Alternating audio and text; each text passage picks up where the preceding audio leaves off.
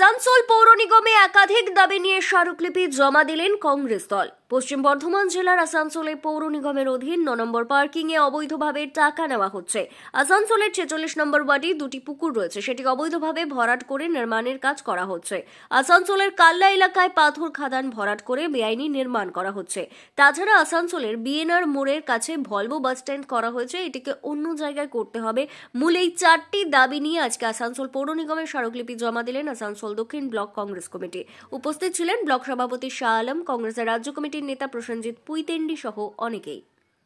কোটি কোটি টাকা খরচা করে বাস স্ট্যান্ড বানিয়েছে, যে বাইরের বাস এসে বাইরে থাকে। শহরের ভিতরে তার ব্যক্তি স্বার্থ চরিতার্থ করার জন্য ভলভো স্ট্যান্ড চলছে। আপনি বলুন তো, এই একটু পরে স্কুলগুলো ছুটি হবে, ওখানে হসপিটাল আছে, আপনি যেহেতু বসবাস করেছেন, বড় হয়েছেন, আমরা একটা চিঠি গুল্লুবাবুর পাথর খাদান, সেটা ভরাট করে কিন্তু প্লটিং হচ্ছে এবং একটাতে বাউন্ডারি ওয়াল পর্যন্ত হয়ে গেছে, যেটা ডান দিকে ঘাগরগুড়ি দেওয়ার দিকে। কি করে হচ্ছে? এছাড়াও শীতলা গ্রামে 21 নম্বর ওয়ার্ডে, আপনাকে দিয়েছি দেখুন ডিটেলসটা, সায়ের পুকুর, সেকেন্ড পেজে দেখুন, ওয়ার্ড নম্বর 21 সায়ের পুকুর, সেটাও কিন্তু ভরাট করে প্লটিং চলছে। এবং এটাতে আমি বলি, লাস্টলি কর্পোরেশন একবার অ্যাকশন করেছিল, তারপর বন্ধ হয়েছিল, আবার শুরু হয়েছে। আপনারা চেয়ারে বসে থেকে যদি আসানসোল শহরকে এইভাবে মানে মানুষের বসবাসের অযোগ্য করে দেন, তাহলে তো চুপচাপ বসে থাকতে পারি না। এইভাবে লুট চলছে। রাস্তাতে ডিএম অফিস যাওয়ার রাস্তা, ফ্লাইওভারটা সিঙ্গেল ওয়ান ওয়ে, মানে একটাই যাওয়া আসা। ওখান থেকে যখন ওই বড় বাস ঘুরে স্কুল ছুটি হয়, আমাদের আলোচনা হয়েছে, ওইটা আমরা না, আপনারা কবে সরাবেন? আপনার বিগত মেয়র সাহেবের হাতে ওই সিধু কানু নাম দেওয়া কালীপাহাড়িতে একটা বাস স্ট্যান্ড ওপেনিং হয়েছে, আজ স্যার 2.5-3 বছর হয়ে গেল। আপনারা কবে করবেন? কার ব্যক্তি স্বার্থের মধ্যে জড়িত আছে আসানসোলের মানুষকে আপনাদেরকে জানাতে হবে। রোজগার করছে। এবং আপনাকে বলি, খালি ওটা নয়, ইল্লিগেল পুকুর ভরাট নয়, কাল্লা মোড়ে দুপাশে দুটো মাইন্সকে ভরাট করে প্লটিং শুরু হয়েছে। আপনার মেয়র সাহেব বলেছিলেন যে পাথর খাদানগুলো যদি অ্যাবান্ডেন্ট হয়ে পড়ে আছে, মাটি ভরাট বা রাবিশ ভরে দিয়ে সেটাকে যাতে কারো দুর্ঘটনা না ঘটে সেটা করা যেতে পারে, কিন্তু সেটাকে প্লটিং করে বিক্রি করার অনুমতি কে? এবং এই জমি নিয়ে সারা আসানসোল শহর জুড়ে একটা তো চলছে অবস্থায় চলছে। ঠিক আছে, এটা আমরা দেখছি। আপনারা যখন ইয়ে করলেন, আমাদের অবগতটাকে আরো ভালোভাবে কংক্রিট করে দিলেন, আর এটা আমরা আরম্ভও করার চেষ্টা করছি, এটা দেখছি আমরা। মহরম, ঈদ বা এই যে গুরু নানক জয়ন্তী, এই সব দিনগুলোতে অন্যান্য বাসগুলো জুবলি পেট্রোল পাম্প দিয়ে শহরে ঢোকানো হয়, ভলভো কিন্তু ঢোকানো হয় না। ভলভো কোন ভিআইপি মানুষের অর্ডারে চলছে আসানসোল শহরের ভেতরে স্যার, এটা আমাদের জানাতে হবে। আসানসোলের মানুষকে এটা ভলভো ওড়ানো হয় না। এই তো দুর্গাপূজার সময় যখন রাস্তা বন্ধ হয়ে যায়, ছট পুজোতে যেদিন রাস্তা বন্ধ হয়ে যায়, সেদিনও ভলভো সব উল্টো দিক দিয়ে ঢোকে না। ভলভো সাউথ ব্লক কংগ্রেস কমিটির পক্ষ থেকে একটা ডেপুটেশন আমাদের কাছে এসেছিল। আজকে কেউ নেই বলেই আমার কাছে এসছে। মেয়রকে ওনারা মেয়র সাইন দিয়েছিলেন ওনাদের। তো এই ভুরি ভুরি অভিযোগ ওনারা করে গেলেন। প্রথমত করে গেলেন ভলভো বাস স্ট্যান্ড নিয়ে, যেটা আসানসোল মানুষের দীর্ঘদিনের ডিমান্ডও ছিল এবং আমরাও চাইছি কর্পোরেশন থেকে ওটাকে সরিয়ে দিতে। মেয়র কদিন আগে আমাকে এটা বলেও ছিলেন যে এরকম ব্যাপার আছে, আমরা এটা সরিয়ে দেবো, মনে হয় খুব তাড়াতাড়ি এটা সরে যাবে। এবং দ্বিতীয় হচ্ছে যে এই পুকুর ভরাট, এই আমাদের যে সাইকেল স্ট্যান্ডের পার্কিং, এই অ্যাডভার্টাইজ বিভিন্ন জায়গায় হয়ে গেছে, এই সমস্ত নিয়ে যে সমস্যা তৈরি হয়েছে বলছেন ওনারা, সেটা আমরা ইনকোয়ারি করি। আমরা ইনকোয়ারি করে তারপর ওনাদের জানাবো যে আমরা কি করতে পারলাম বা কতটা এর মধ্যে সত্যতা আছে, কতটা এর মধ্যে অসত্যতা আছে। মানুষের সুবিধার জন্য তো আমাদের কাজ করতেই হবে, আমরা চেষ্টা করব যাতে মানুষ উপকৃত হয়। না, এইটা আমরা 2-1 দিনের মধ্যে ওনাদের বললাম যে 2-1 দিনের মধ্যে আমরা কি অ্যাকশন নিতে পারলাম এবং কিভাবে কি করতে পারলাম সেটা আমরা জানাবো।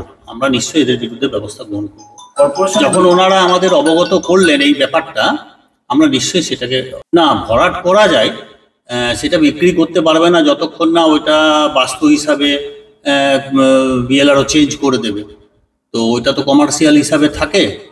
তো বাস্তু যদি বিএলআরও করেছে সেটা বিএলআরওর সঙ্গে মেয়র সাহেব কথা বলবে বা আমাদের কমিশনার সাহেব কথা বলবে, আমরা থেকে কমিশনার সাহেবকে বলবো। আর যদি বাস্তু হিসাবে না থাকে তাহলে ওটা অন্যায় করছে বা বেআইনিভাবে কাগজটা করেছে, সেটাও আমাদের দেখতে হবে। দেখি আমরা এটা ডিএম সাহেবের কাছে পাঠাবো, এই পুকুর ভরাট ফরাট এটা আমরা ডিএম সাহেবের কাছে পাঠাবো। ওনারও একটু জানার দরকার আছে এই সমস্ত ব্যাপারগুলো। उन्हीं बेचारी एका कत घूरबें। आज हम लोग आसनसोल साउथ ब्लॉक कांग्रेस की ओर से मेयर साहब से हम लोगों ने टाइम लिया था। हम लोग मेयर साहब से मिलने के लिए आए थे, डेपुटेशन देने के लिए। 4 मुद्दा है। पहला यह है कि आसनसोल नगर निगम के अंदर में जो पार्किंग आता है, पार्किंग में आप देखेंगे धांधली लूट हो रहा है पब्लिक के साथ। उसका एनआईटी हमारे हाथ पे, इस एनआईटी पे साफ साफ लिखा है कि 3 घंटे के बाद पैसा डबल लिया जाएगा। एक पार्किंग ऐसा भी है शहर में जो पार्किंग नंबर 9 पहले के मेयर साहब ने पता नहीं किस आइन के मुताबिक 2025 तक उनको दे रखा है। वहां पे देखेंगे आपकी 1 घंटे के बाद डबल पैसा लिया जाएगा। 5 रुपए का चार्ज था, 10 रुपए हो गया। अब 10 की जगह 20 भी लेते हैं और घंटे के बाद में लेते हैं। ये सब धांधली नहीं होना चाहिए। इसके लिए हम लोग आए हैं कंप्लेंट तौर पर। कंप्लेंट किया है। आप दूसरा देखेंगे वार्ड नंबर 46 में 2 तालाब है पुकुर, 2 तालाब, जो एक पद्दो तालाब छोटा हो गया, वो छोटा करके आप देखेंगे वहां पे फ्लाइटें बन गई है, वहां पे छोटा छोटा कारखाना है साबुन बिस्कुट का। आप देखेंगे इस्लाम, ये हाटन रोड के करीब में पद्दो तालाब पड़ता है, हाथा के पास। दूसरा है राम तालाब इस्लामपुर, वो भी वार्ड नंबर 46 में। आप देखेंगे तालाब खत्म हो गया, पता नहीं कितना बड़ा बड़ा वहां पे बिल्डिंग और घर बन गया है। ये सब का हम लोग कंप्लेन करने आए। तीसरा पत्थर खदान जो बाईपास के करीब में तल्ला मोड़ के पास में आप देखेंगे, उसको भर के बाउंड्री वॉल भी का काम चल रहा है और वहां पे भी पता नहीं बिल्डिंग बनेगा, प्लॉटिंग हो रहा है। चौथा है जो आप लोगों को मालूम है कि शहर के बीचम बीच जहां पे जगह नहीं है, फ्लाईओवर है, स्कूल जाने का रास्ता है, कोर्ट जाने का रास्ता है, शहर के चारों तरफ लोग आना जाना करते हैं, डीएम दफ्तर जाते हैं। उस जगह पे वोल्वो स्टैंड इनलीगल तरीके से वहां पे खड़ा होता है और जब यहां से वोल्वो गुजरती है, उसी वोल्वो के चक्कर में हमारा एक जवान दुर्गा पूजा के समय में एक मारा गया। लेकिन कॉर्पोरेशन पता नहीं किसके इशारे पे वहां पे वोल्वो स्टैंड को बैठाई हुई है, जबकि कॉर्पोरेशन ने 2-2 शहर के बाहर में बस स्टैंड बनाया है। ये सबको लेकर हम लोग आए थे। कंप्लेन तो हम लोगों ने दिया है। मेयर साहब नहीं है, चेयरमैन साहब ने हम लोगों को बुलाया। 6-7 तारीख के बाद हम लोग आप लोगों से फोन करके बुलाएंगे, आप लोगों से बात करेंगे। शाह आलम खान, आसनसोल साउथ ब्लॉक कांग्रेस के अध्यक्ष। আমরা জলাভূমি আসানসোল খালি জলাভূমি নয়, পাথর খাদানও ভরাট হচ্ছে এবং সেগুলো প্লটিং হয়ে বিক্রি হচ্ছে। আমরা 46 নম্বর ওয়ার্ডে 21 নম্বর ওয়ার্ডে 3খানা পুকুরের নাম দিলাম। 46 নম্বর ওয়ার্ডে পদ্মতলাও, রামতলাও, একটা একটা হচ্ছে ইসলামপুর, একটা হচ্ছে হাতাপাড়া, আর একটা 14 নম্বর ওয়ার্ডে, এই 21 নম্বর ওয়ার্ডে সায়ের পুকুর নাম আছে শীতলা গ্রামে। 3খানা পুকুরই এখানে। তো এই দুটো পুকুরে তো প্লটিং খালি নয়, এগুলোতে ফ্ল্যাট হয়ে গেছে, ম্যারেজ হল হয়ে গেছে। গিয়ে দেখতে পারেন, পাড়ার লোককে গিয়ে জিজ্ঞাসা করুন যে ওখানে ফ্ল্যাট এবং বাড়ি তৈরি হয়েছে কিনা। আমাদেরকে বলতে হবে না এটা কি ছিল, পুকুর ছিল, কত বড় ছিল, কতটা জায়গা এখন বেঁচে আছে। এক, কারখানা হয়ে গেছে। 2 নম্বর হচ্ছে আপনার সায়ের পুকুর।